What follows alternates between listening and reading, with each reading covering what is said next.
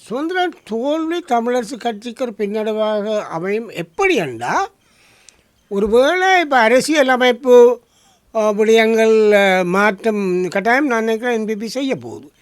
3-2 அப்படியான ஒரு சூழ்நிலையில் சட்டப்புலமையோடு சில விடயங்களை அணுகக்கூடியவராக எங்களோட கட்சிக்குள்ளே விமர்சனங்களுக்கு அப்பால் அது நான் இப்போ விரும்பலை.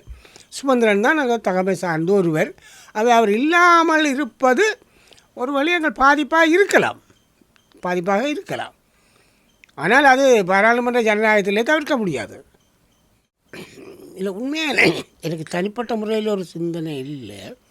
ஏனென்றால் இன்னும் சரியாக தெரியல யார் அதுக்கு தங்களுக்கு தரவணுமென்று கேட்பார். இல்லை, சுகமான வேலை தானே. இப்போ தேர்தலில் போட்டியிட்ட வேட்பாளர்கள் இருக்கிறார்கள். அவர்கள் ஓடி ஆடி திறந்து வேலை செய்து கஷ்டப்பட்டு காசு செலவழித்து எல்லாம் செய்திருப்பார்கள். ஒன்றுமில்லாமல் குத்தி போட்டு இருந்துட்டு மாகாண தேசிய பட்டியலை கேட்குறவையும் விரும்பினோம். அப்போ அந்த விடயங்களில் உண்மையாக கஷ்டப்பட்டு வேட்பாளராக இருந்து போட்டி போட்டு செலவழித்து ஓடி தெரிஞ்சவனு தானே முன்னுரிமை ஒழிக்கும். அது மட்டும்தான் பொது தீர்மானத்தில் என்னை பொறுத்தவரையில் பட்டியலில் இருந்து ஒன்றும் செய்யாமல் அது பட்டியலை வச்சது வேறு நோக்கத்தோடு தான் அரசியலமைப்பில் சேர்த்து. ஆனால் இன்றைக்கு அது நடைமுறைப்படுத்தப்படுறதே இல்லை. அதனுடைய நான் என்னை பொறுத்தவரையில் தேர்தலில் இருந்து செலவழித்து எல்லாரையும் செலவழிச்சானே, சொந்த காதையும் செலவழிச்சிருப்பார், வேறு காலம் செலவழிச்சார். அப்படி மக்கள்கிட்ட போகிறவே அவர்களுக்கு தான் முன்னுரிமை கொடுக்கணும்னு நான் நினைக்கிறேன். சும்மா இருந்த விட கொடுக்கல. யாழ்ப்பாண தேர்தல் தொகுதி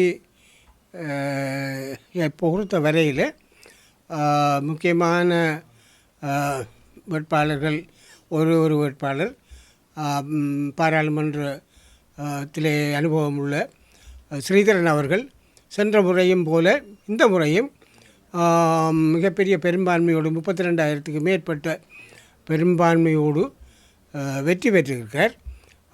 ஆகவே அவருக்கு என்னுடைய வாழ்த்துக்களை நான் நிச்சயமாக தெரிவித்துக் கொள்ள விரும்புகின்றேன்.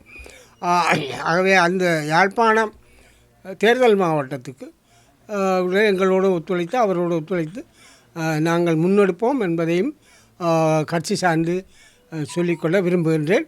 அவருக்கு எல்லாருடைய வாழ்த்துக்களும் அந்த வகையில் சிறிதனத்துக்கு உறுத்தாகும். இந்த முறையில் இந்த வெற்றி பெற்றவர்களிலே புதிதாக மட்டக்களப்பிலே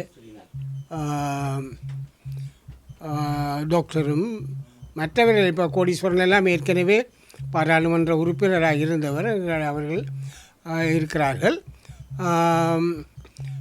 மற்றபடி எல்லோருமே எங்கள் கட்சியில் இருந்து கூடியவர்கள் தான்.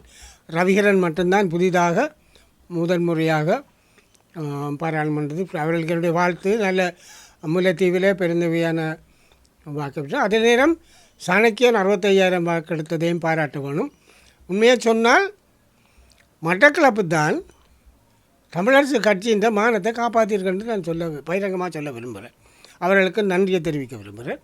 எல்லா 8 பேரும் அந்த தேசிய பட்டியலில் யார் வந்தாலும் தமிழரசு கட்சி தானே.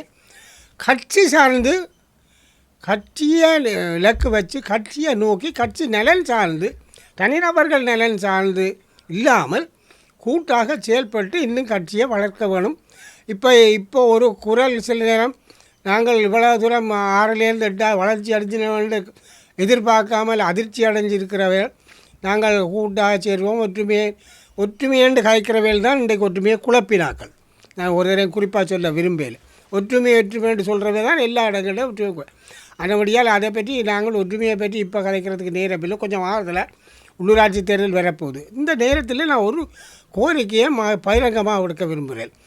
நாங்கள் உள்ளூராட்சி மன்றங்கள் தேர்தல் வருகிற பொழுது ஆக்களை தேடி திரிகிறதா கண்டனண்டெல்லாம் பெரிய இப்போ நான் கேட்குறது, உள்ளூராட்சி தேர்தலில் தமிழரசு கட்சி சார்ந்து கேட்க போட்டியிட விரும்புகிறவர்கள் அத்தனை பேரும் அந்தந்த பிரதேசங்களில் இருக்கக்கூடிய எங்களுடைய கிளைகள் மூலமாக அங்கத்தவராக சேருங்கள். உடனடியாக குறிப்பாக இளைஞர்கள் சேர்ந்தால் நாங்கள் அவர்களை பரிசீலிக்க முடியும். எங்களுக்கு போதிய வேட்பாளர்கள் எங்களோட கையில் இருப்பார்கள்.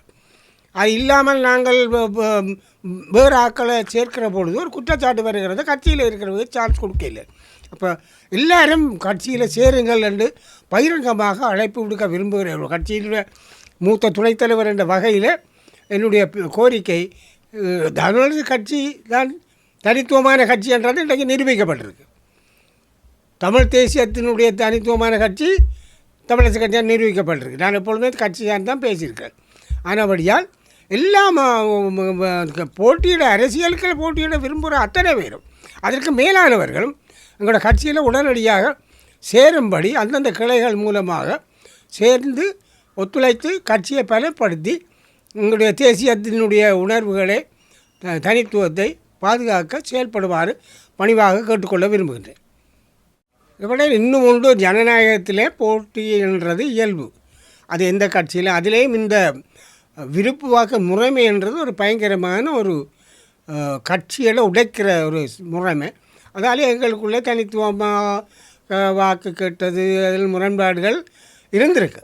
ஆனால் அது எல்லாத்தையும் தாண்டி இனிமேல் எல்லாரும் ஒற்றுமையாக ஒன்றாக ஒரு முனைப்போடு கட்சி என்ற வகையிலே கட்சியின் ஒற்றுமையை கருதி செயல்பட வேண்டும் என்று வென்ற வேட்பாளர்களையும் அதுக்கு வெல்லாத வேட்பாளர்களையும் ஆதரவு தந்த எல்லோரையும் மிக பணிவாக நான் கேட்டுக்கொள்ள விரும்புகின்றேன்.